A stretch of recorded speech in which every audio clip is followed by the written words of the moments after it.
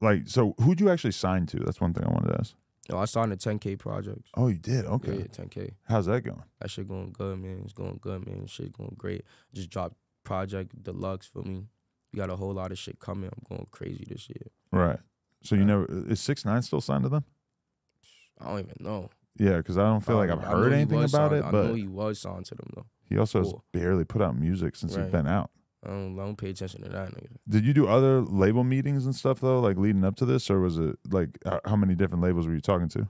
I was like probably like 2 other labels had hit me up for me, but for me when I met up with 10K, I met up with Solomon for me. My son Solomon signed. He signed XXX for me. Yeah. So my son Solomon Legend. and shit. Hell yeah. So we linked up and shit, and the vibe and everything for me when we talked about it, they had our best for me interest in everything other than the other two labels. That's dope though. Solomon, like his track record is insane Crazy. at this point. Hell yeah. So what kind of game did he give you, or what kind of stuff did he say to you about your career that actually made you really believe in him? For me, bro, he was like, he just believed in me for a minute, bro. Cause Solomon, bro, before I was doing regular drill music just in the street, for me, he would just be reacting to my shit. He text me once in the blue, and then one day, I just text me. He was telling me like, for me, how he really feel about my music and shit. We got on the phone and shit. He was just telling me like, bro, like you could do something different with the drill scene. Like I already see it, like, and that's how I was feeling. For me, I feel like I could like break into a whole different zone in the drill movement. For me, and make it like a different category to this shit. So he was just telling me shit like that. He was like, what we gotta do is really just work for me, get in the studio, perfect your craft, and just work hard for me and try to work over everybody else. Yeah. That's what you gotta do. I'm not gonna lie, I feel like in recent memory, the Ice Spice thing really like made Bronx Drill way bigger, put more eyeballs on it. Even though she is like in a completely different category as a girl and she's not really talking about street shit or whatever, I still feel like that put so much more of a light on it and made people realize like, oh, this shit is not over ever since K Flock got locked up or whatever. Like this sound is fucking huge and is not going anywhere, and it's still very much to be decided like who are going to be the biggest rappers coming in with this sort of movement. Right, hell yeah. I ain't gonna lie. She definitely put a bigger light on the Bronx for a fact. I can't even say she didn't. But for me, the Bronx was already lit as fuck. We was the littest city in the borough. We was the littest borough in the city anyway. But that shit was just interesting to me because it's like non-violent drill, which is something we haven't really seen before. It's like it's the sonic version of it. And I said this on another podcast that the Ron Suno kind of is like that too, because I knew Ron Suno when he was really just a comedian who was kind of trying to get his music going. And now he actually has really popular music and he's not really putting out the same negativity that a lot of drill rappers might be fucking with. Yeah, it's a fact. I ain't gonna lie, and Ice Spice though, I wasn't expecting her to really be rapping about no drill shit anyway for me because of her image and shit. So that was good though, because I made the drill shit to show that we got another different category. Even for other females that want to get into drill shit, now they don't gotta rap about drilling shit, which 99% of these bitches don't do. Feel me? Yeah. Rap about some sexy shit or some shit. So I got to interview Murder B soon. Oh shit. You don't Murder B. You don't appreciate the fact that she be fucking shooting people in her songs and shit?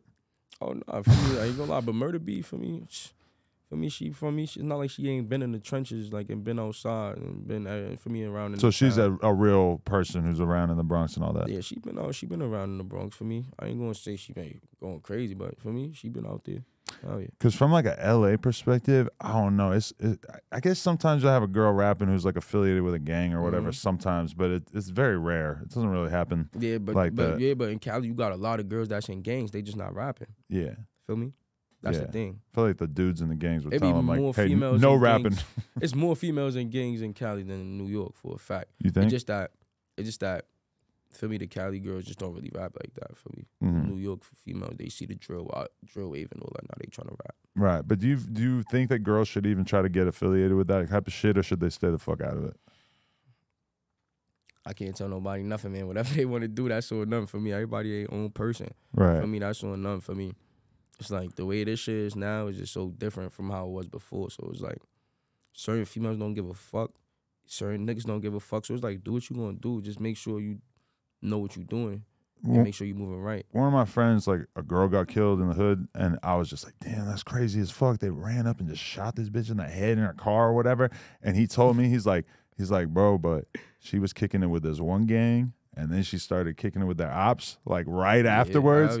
And he's like, that's how it goes down. Yeah, it's over with once you do that shit. It's over with, and it's so crazy Cause a lot of these females be doing that shit and just be wicked. Like, and then when they get hurt or they get beat or they get milked or they get some shit like that, they wonder what the fuck happened. Like, you know what you doing? Like, yeah, that shit could get real dangerous. Like, that shit could get real dangerous. A bitch could be fucking with you and then fuck with another nigga from the other side, and even put that other nigga in danger because she might fuck with you more. Now you find out you fuck with him, you don't even want to go crazy. So, yo, give me that nigga Addy, or he could do the same shit. right. Let me see his Addy, and that shit could turn into some whole other shit just over a whole female. Yeah, because to them, one side. a lot of them probably feel like that kind of thing couldn't happen to them. And at the end of the day, a lot of girls, their number one thing that they care about in the whole world is just dick. And like funny shit. Like if there's a dick they want to suck, they're not gonna let anything in the world stop them from. It don't matter if they have to pull up to a neighborhood that they know they probably shouldn't be, and they're gonna forget all about that. It's all about the dick. Because we're all like that, not about dick, but we're about that for the opposite, right? Like you would do some dumb ass shit for some pussy, right? Yeah, everybody had this before. Yeah, some dumb shit. Yeah. These females, bro, they been going crazy lately, bro. This new generation, man, these bitches is wild. I remember way back in the day when I was like 22, so we talking like 17 years ago. I met this Puerto Rican girl from the Bronx at a bar in Brooklyn, and I started like hanging out with her, and she's taking the train down to hang out with me, and I'm like, yo, I'm gonna come up to the Bronx and like go to your area sometime. And she's like, I'm gonna be real with you. My brother is in a gang, and if you come around my neighborhood, him and his friends are gonna beat the shit out of you. And I was just That's really how I used to go though. Like back in the day in the Bronx, in New York, period, you couldn't even walk through certain blocks. They just go beat your ass for no reason. Yeah, it's because you walking over there. If you ain't from there, you're gonna get your ass fucked up. She's like, for real, like chased off she's like, they might not really want to fuck with you like that just because you're a white boy and stuff. But she's like, if you come around like you're my like hanging out with me, like she's like, it'll get real weird. Like you don't want to do that. And that's a big realization for me. Like, oh, okay, I'm just not going there ever. Yeah, hell yeah. Like either way, sometimes like y'all be. Like, for me, as white people, I'll be good, but, like, niggas don't fuck with y'all like that unless niggas want to rob and think they could do some shit like that, some crazy shit like that. But other than that, y'all be good. But the black people, spared if you walk through there and they see you, they just gonna be on your ass. It's just different. That's just how I used to be in the Bronx, bro. They just think you from somewhere. Yeah. Even if you're not. No, I mean, I've seen it happen out here where I had a friend, Gabe, rest in peace, who we were riding BMX bikes all the time. And I totally forgot that he was like a Crip. And I wasn't from LA. Like, so when I came out here, I didn't know what that was going to be like. And one time we're riding around this area and he just spots some dude who to me looks like a regular ass bike dude. But Gabe just throws his bike on the ground, up in his face. Where you from? Where you from? And I'm just like, oh, like he has the fucking radar to be able to tell when somebody is like gang related. Hell yeah. And it just was like a big eye opener. Yeah, hell you should get tacked. Sometimes it's like you wasn't even thinking about it like that till that shit really happened. Like shit get crazy, bro. Certain time shit happen out of nowhere in the Bronx, bro. Like shit, niggas go through everything out there, but that shit is like Cali and New York, like we the same but we different. Feel me? Definitely, yeah. Real I mean, shit. It feels like the Bronx is one place where you're just always hearing about something that you can't fucking believe. The Bronx is just crazy. Yeah, a bunch of unbelievable shit happen out there. Even with babies, people killing babies. It's crazy shit out there. Like it's wicked shit, bro. Terrible. Anything happen out there. Yo, we just hit 400,000 subscribers right here on the Clips channel. So if you want to help us out, click subscribe, get us to 500K. Yeah.